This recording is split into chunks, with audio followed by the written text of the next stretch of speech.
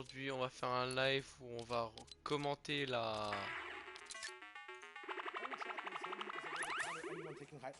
Ok, c'est parti. J'en ai peut-être... Je vais monter le son. Je sais pas si c'est effet sonore. Au pire, on va tout monter.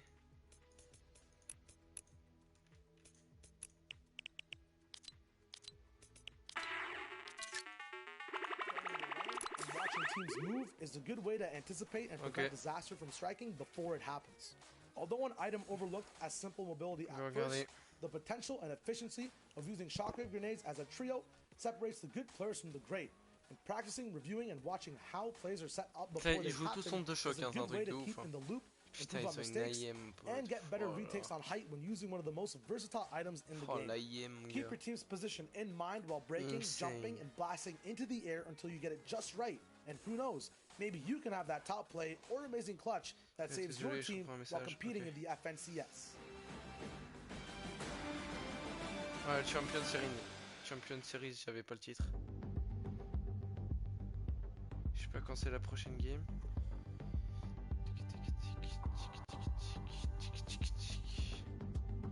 Hello. Ils reviennent dans 1 minute 13. Bon, au pire, on peut parler. Hein. N'hésitez pas à venir hein, sur le live, ça fait toujours plaisir. Des gens nouveaux, n'hésitez pas. Bienvenue. Mais thanks for the like. Thank you very much. Avec la petite musique en fond là. C'est là où.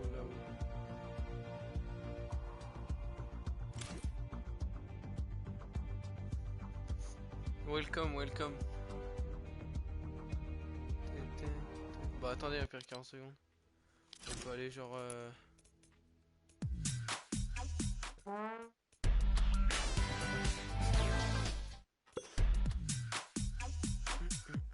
Hi, Killing Gamer.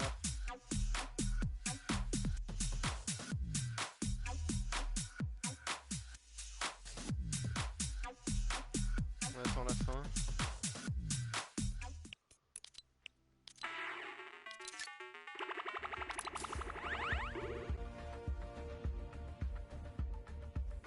En 11 secondes. Le son, on va la mettre en bas à droite.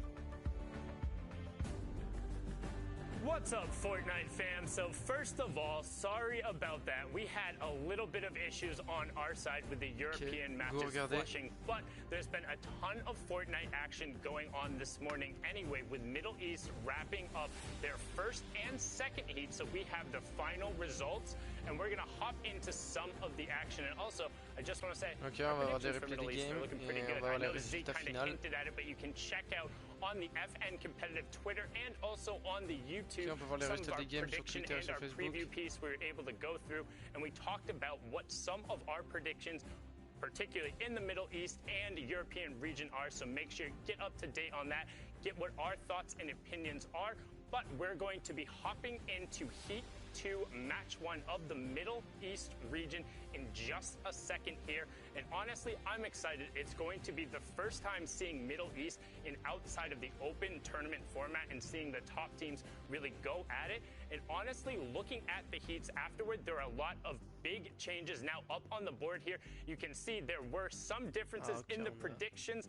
One, I will say, I was the one who predicted Flame, Prime, and Hunter up there. So Swap, Zeke, and I's names, but otherwise, Klops, Hero Kappa, and Fiesel were the favorites going through. They performed pretty well. You will be seeing them in the Middle East Grand Final tomorrow. However, Flame, Prime, and Hunter were also able to have a positive day in their heat and advance through. So predictions so far are holding steady, and it's going to be exciting once we get in. There is a different style of play, different types of gameplay from all over the regions, but enough from me. I've talked enough. Let's throw it on over to Lupo and Monster as they take you into Middle East Heat 2, Match 1. Sundown, thank you very much. Just a quick note to those at home. Occasionally we run into issues on the cast. Do your best to not get too worked up about it. You know, there's a lot of things at play here, so you have to imagine a 10-minute break is an insanely short amount of time to recover and get back into the games. As you can see here on your screen, Heat 2, Game 1 of the Middle East region just starting off. Tilted Town, a number of Teams dropping down the bottom.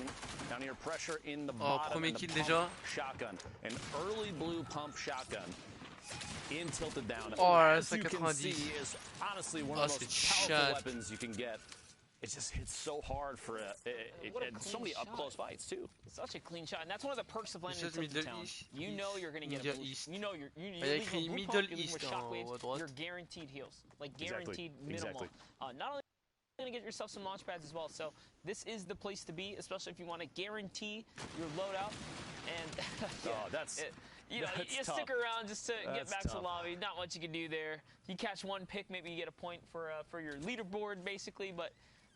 Even then, you have to hope it's like a solo, otherwise, you know, they're just going to get picked back up almost immediately. It's a tough spot to be in. But yeah, you're saying early game in Tilted has such a refined loot pool. The trade-off of not being able to build, or in some people's mindsets, not having to build, because you know that you can just focus on gun skill and accuracy, is such a big factor in building up an early loot.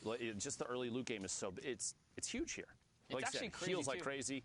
Everybody's going to come out stacked with a good set of materials, in fact, just because you can pick up all that stuff out of the chest and off of every elimination. If you do get challenged here, it's arguably one of the better spots to drop right now.